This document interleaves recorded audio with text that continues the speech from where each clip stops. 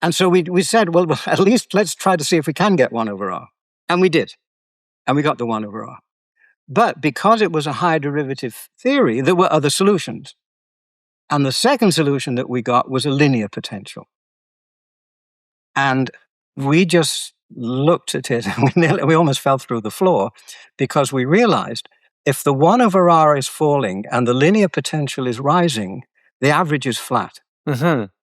And we had the opportunity to explain flat rotation curves.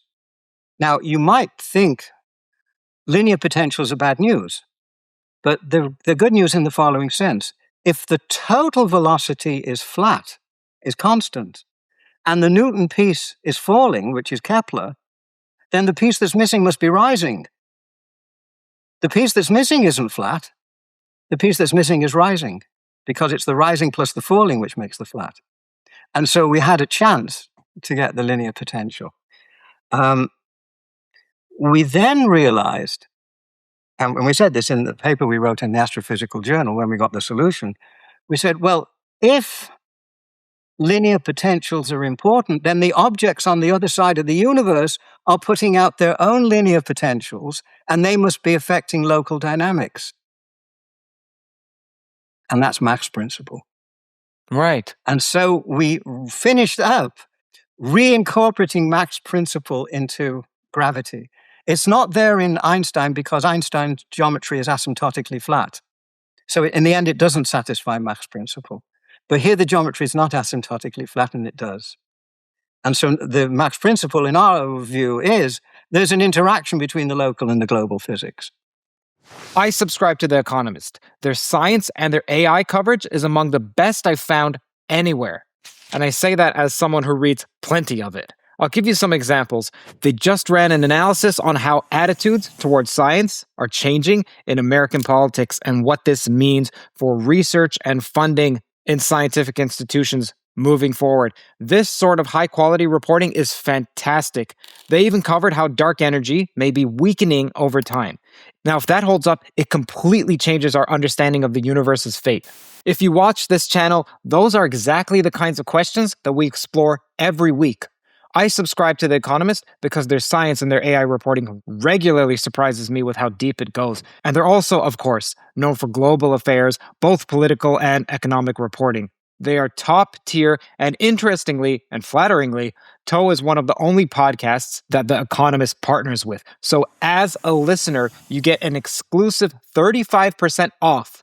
That's not a deal that they have just anywhere. Head to economist.com/TOE to subscribe. That's economist.com/TOE for 35% off. Now, let me ask you a quick question. Sure. Dirac also had a large number hypothesis, which also connected the global to the local. Yes. And I'm curious if your work validates his or if it's orthogonal to it. I don't know enough to be able to answer that. I'm sorry. It's really a question of why G Newton should be so much smaller than, let's say, the electric charge. If you have two objects together a meter apart, the electric force between them is 40 orders of magnitude bigger than the gravitational force. And Dirac was trying to explain that. I have not been able to do that any more than Einstein does it, because Einstein just says you stick G Newton into the equations of motion. It doesn't tell you what G Newton to use. You just use the one that Cavendish had. Yes. But you've assumed the answer, in a sense. I recognize that question. I haven't thought about it. Okay, so what was the next thing that you did? The next thing we did, and it's also in this paper we wrote back in the late 1980s, we asked, well, we live in an expanding universe, but when we do galactic rotation curves, we're looking at the behavior of a particle moving inside a galaxy. So it's in the rest frame of the galaxy. So we asked, what would the expanding universe look like to someone who's in the rest frame of a galaxy? And we worked it through, and the answer was a universal linear potential. And so we came up with two linear potentials, one that was local, that we've recovered from the local source, and the other one of which was global, which was coming from the rest of the universe. It took me 7 years to untangle those two objects because they were both linear potentials. But let's go back, first of all, to our solution that for a static spherically symmetric source, you get a 1 over r and an r. Well, I said to you right at the beginning, that's what you get with del 4 phi equals rho. You see. So the natural Poisson equation in this theory is the fourth order Poisson equation, not the second order Poisson equation. And we still get the same geometry as Einstein for the solar system. So let's just go back to the solar system. What do we need of a physical theory? Well, we say we want to recover Einstein, but we don't. Well, we'd like to. What we need to discover is the Einstein solutions in the region where they've been tested. And what's been tested in the solar system is that the geometry outside the sun is Ricci flat. So we don't actually test Einstein's equations, we test the solutions to Einstein's equations. Yes, exactly. Because Ricci flat is a solution, is the immediate exterior solution to Einstein.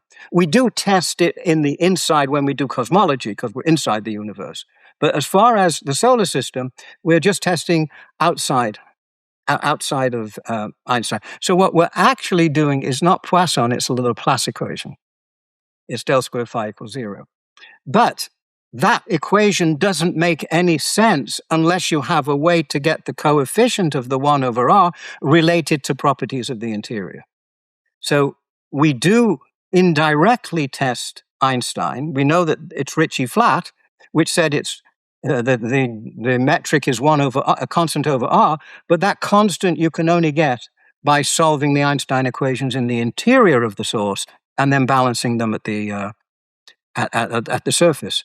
But that only gives you that the coefficient is the integral of rho, the density, over the source. It's one particular moment of the source. And you can't, from measuring the moment, determine the integrand. If you wanted to get the integrand, you'd have to know all the moments. But we only get one. So that's another flaw in the standard discussion, is that the geometry outside of the sun is Ricci flat, and Ricci flat is a solution to conformal gravity. Now, conformal gravity is based on derivatives of the Ricci tensor vanishing. So if the Ricci tensor vanishes, then its derivative does as well. And therefore, you'll always get back to Einstein's solution. But the derivative can vanish without the Ricci tensor vanishing, and so you get extra solutions, like the linear one. So physics that's demanded of what we know of the solar system is only that we have to recover the solutions to Einstein gravity in the region where they've been tested. If we get the equations, then of course we'll get the solutions for free. But we don't need the equations. Can we get those same solutions with a different set of equations? And the answer is yes. You could go to fourth order theory. But then you will get different solutions when you go to larger distance. And so where Demos and I finished, we realized that we had found a solution to the cosmological constant by a symmetry, which gave us a chance to get a solution to the dark matter problem. And then we have to do fits to rotation curves, and that took me a long time. And gradually, it emerged. I did most of the work with my one-time student, James O'Brien. It emerged in the end that the two linear potentials were both playing a role, the interior one and the exterior one, and there was a competition between them because they were pushing in opposite directions. And what we found was that we could fit 138 galaxies, that was how many we were known at the time, rotation curves, using just that universal linear potential coming from cosmology and the universal linear potential coming from the local source. And we need a few more things, but we needed one more universal parameter coming from clusters of galaxies. And we could fit 138 galaxies with those fixed parameters, the same parameters for every galaxy. Dark matter needs two parameters per galactic halo, and so it needs 276 more parameters. Huh. And so we could so easily have failed, but it turns out that it works. Now, at the same time, I was making a slightly different track, and that was, well, I showed you that when we change the vacuum, which we have to in order to generate masses, then we get a mass scale. But then I'm going to get a cosmological constant. And that's true. I will get a cosmological constant. I'll induce one by dynamics. Now, how is it controlled? Well, the answer is, in the conformal theory, the trace of the energy momentum tensor is 0. And therefore, the trace is controlled in such a way that the cosmological constant that's induced cannot be any bigger or any smaller than anything else in the energy momentum tensor. In the standard theory, that's called the cosmic coincidence, namely omega lambda is 0.7, omega matter is 0.3. So they're the same today. But the point here, Right. it's a natural occurrence. Now, there was one piece of the story that I left out, and that was that in order to get the cosmology to look what it looks like in the rest frame of the galaxy, I needed the cosmology to have negative curvature. And then the linear potential would be the square root of minus the curvature. But the curvature of cosmology is going to be something like the Hubble scale. And therefore, this extra linear potential was naturally a cosmological scale. I didn't have to force it. Now, in the cosmology, you have the background and you have fluctuations. The fluctuations, I showed, produced a quadratic potential. But again, universal, because it's got nothing to do with the local source. And so when I finish up, I have a local 1 over r, that didn't go away, a local linear coming from inside the source, a global linear and a global quadratic coming from the cosmology and the fluctuations in the cosmology. Mm-hmm. 4 notes. And I do 3,000 or 4,000 data points. Wow. Now, why the heck does this work?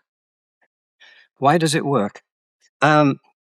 If you look at the galaxies and you look at v squared over c squared r, that's an inverse length, and you just look what that value is for the whole 138 galaxies, and all of them are coming out to be of the order of 10 to the minus 30 inverse centimeters, which is approximately the inverse of the Hubble radius. Written on the data. Nothing to do with me. It's there.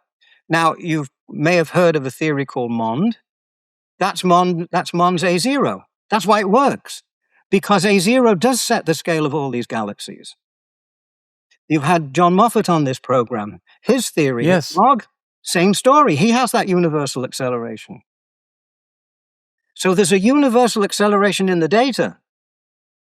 And it has nothing to do with me, has nothing to do with Milgram, has nothing to do with Moffat. It's just there. So if it's lambda CDM has to explain why there's that universal acceleration. You see. So where do I finish? Where I finish is I've got 138 galaxies. I can fit all of them using the luminous matter alone, no dark matter.